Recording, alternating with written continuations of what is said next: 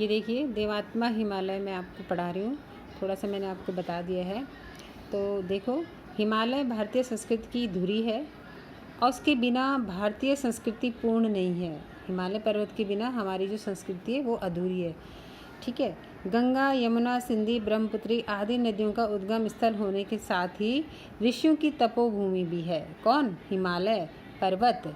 हिमालय भारत के लिए प्रकृति का वरदान है। महाकवि कालिदास ने उसे देवात्मा कहा है। किसको? हिमालय को।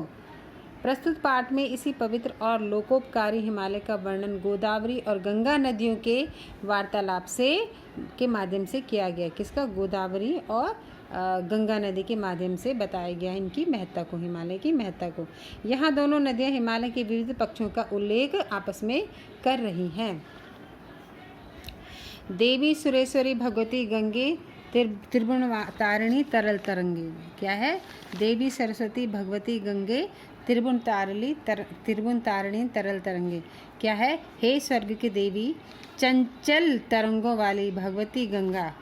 हे देवी सरस्वती चंचल गंगों वाली भगवती गंगा, तीनों लोकों का तारण करने वाली भगवती गंगा। क्या है? तीनों लोकों का तारण करने वाली भगवती गंगा। क्या है? आप क्या है? तीनों लोगों का तारण करने वाली आप क्या हो? उद्धार करने वाली हो। यहाँ देखो, देवी सरस्वती भगवती गंगे। हे देवी सरस्वती, हे स्वर्ग की देवी चंचल तरंगों वाली देवी सुरेश्वरी भगवती गंगे, हे देवी स्वर्ग की देवी चंचल तरंगों वाली, आप जो है तीनों लोगों का तारण करने वाली हैं।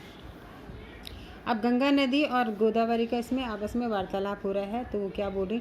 अरे मम स्तुति, ये स्तुति गीत कौन है? ये वाला कौन सा? ये देवी सुरेश्वरी भगवती गंगे त्रिभुवन तारिणी तरल तरंगे, ये एक स्तुति गान है। इसको गा रहा है कौन? कोई गा रहा है। तो उसके बाद गंगा नदी इसको बोल रही, अरे मम स्तुति गीतम का गाई थी? अरे मेरा स्तुति गीत कौन गा रहा है? भवती का इत्यु ज्ञातुम इच्छामि, क्या मैं ये जानने की इच्छा रख सकती हूँ? भवती मतलब आप या मैं, इति ज्ञातुम मतलब जानने की इच्छा रखती हूँ। आपसे मैं ये जानने की इच्छा रखती हूँ। वो जब उसका मैं कोई किसी का पूजा का गान करता है, यानी गंगा नदी का ये गाना हो रहा, गान कर रहा है, स्तुति गान हो रहा है, देवी सुरेश्वरी भगवती गंगे त्रिभुवन तारिणी तरल तरंगे। तब गंगा नदी बोली, अरे मेरा गीत कौन गा रहा है? आपके माध्यम से मैं ये जानने की इच्छा रखती हूँ। फिर गोदावरी बोलती, अहम गोदावरी नदी, यानी कि कौन गा रहा था उस स्तुति गान को? गोदावरी। अहम गोदावरी नदी, मैं गोदावरी नदी हूँ। सर्वे भारतीय भवतम स्तुतिम कर्तुम इच्छन्ति, सारे भारतीय जो हैं आपकी स्तुति करना चाहते हैं।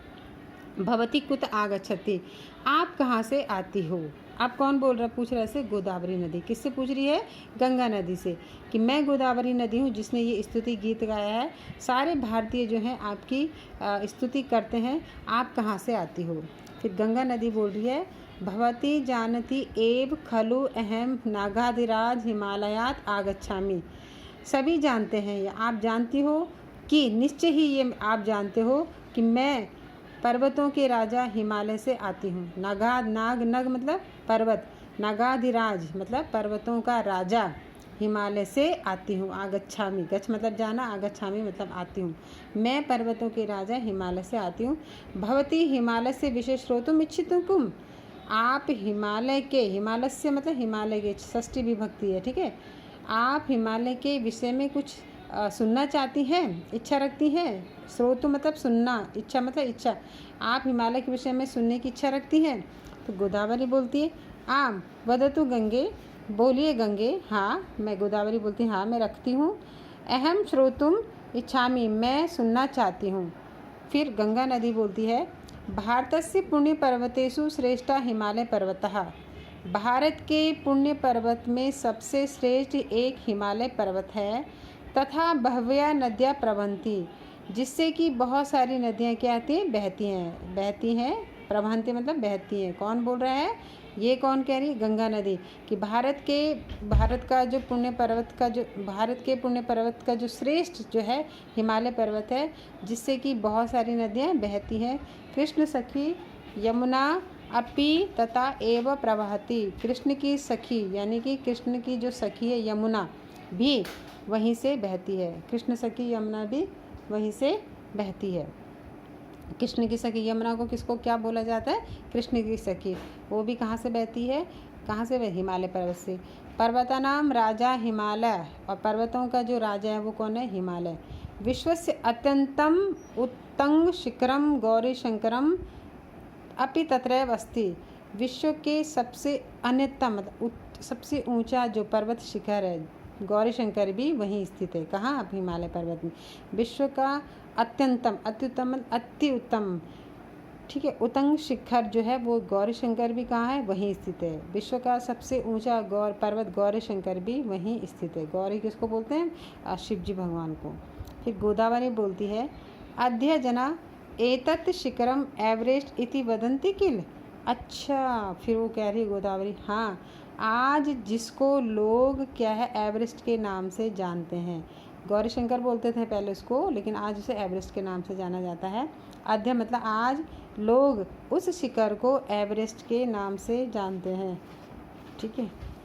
गंगा बोलती है, आम, आम मतलब हाँ, गंगा नदी कहती आम, परंतु वयम भारतीय, परंतु हम सब जो भारतीय हैं, तथा ना हिमालय एव अस्ति, परंतु हम सब भारतीय जो है, तथा ना वक्तुम इच्छामि, परंतु हम सब भारतीय जो है उसको ऐसा बोलना नहीं चाहते। कैसा? एवरेस्ट वो हिमालय ही है, गौरी शंकर का वास जिसे कहते हैं। परंतु आ मतलब हाँ, परंतु वो क्या कह रही है कि आज जिसको लोग क्या कहते हैं? एवरेस्ट के नाम से जानते हैं, ऐसा कहते हैं। तो वो कहती हाँ, लेकिन हम सब भारतीय जो हैं उसको ऐसा नहीं कहना, हम ऐसे कहना नहीं चाहते हैं। शिवलोक कैलासा अपि हिमालय एव अस्ति। शिव जी का जो लोक यानी शिव का जो शिवलोक यानी शिव का जो वास है वो भी कैलाश भी हिमालय ही है। शिव का रहने का जो वास है वो भी हिमालय ही है। हिमालय से पुत्री, और हिमालय की पुत्री एव पार्वती, और हिमालय की पुत्री ही कौन है? पार्वती है। मानसरोवर इति पुण्य तड़ागम। अब मानसरोवर क्या है? इसका पवित्र तालाब है। अपि हिमालय एव अस्ति, जो कि हिमालय में ही स्थित है, ठीक है। हिमालय की पुत्री ही हिमालय की पुत्री ही पार्वती है। और मानसरोवर जो है, ये मानसरोवर जो पवित्र तालाब है वो भी हिमालय ही है, ठीक है। यानी कि